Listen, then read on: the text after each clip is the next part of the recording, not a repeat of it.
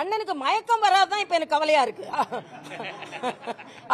அதிர்ச்சி மட்டும் இல்ல, அவருக்கு எனக்கு என்ன கவலைன்னா வேங்கை வயல் அதிர்ச்சியை தாண்டி அவருக்கு தலைநகர் அதிர்ச்சியை கொடுத்து கொண்டு இருக்கிறதா. வேங்கை வயல்ல இன்னும் அவங்களுக்கு நியாயம் கிடைக்கல. அதனால வேங்கை நகரில் முதலில் அவர்களுக்கு நியாயம் கிடைப்பதை அவர்கள் பார்க்க வேண்டும். தலைநகரை பார்த்து நாங்கள் பார்த்துக் கொள்வோம். இன்னைக்கு அது மட்டும் அதிர்ச்சி இல்ல, பாஜகவின் வெற்றி அதிர்ச்சி இல்ல, இண்டி கூட்டணியின் பிரிவு அவருக்கு அதிர்ச்சி, ஆம் ஆத்மியின் தோல்வி அவருக்கு அதிர்ச்சி. காங்கிரஸ் இன்று கொண்டாடி கொண்டிருக்கிறார்கள் தமிழகத்தில். ஏற்கனவே இலங்கை தமிழர்களை படுகொலை செய்த காங்கிரஸை இன்னைக்கு அண்ணன் திருமாவளவன் கொண்டாடி கொண்டிருக்கிறார். அவர்களின் படுதோல்வி இன்னொரு அதிர்ச்சி.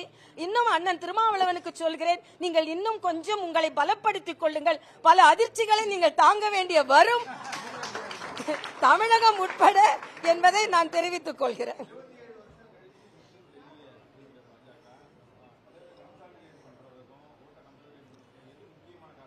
மக்கள் நம்பிக்கை, வளர்ச்சி, மரியாதைக்குரிய பாரத பிரதமர் அவர்களின் நல்லாட்சி, அந்த நல்லாட்சி மக்களுக்கு நம்பிக்கை தந்திருக்கிறது என்பதுதான்.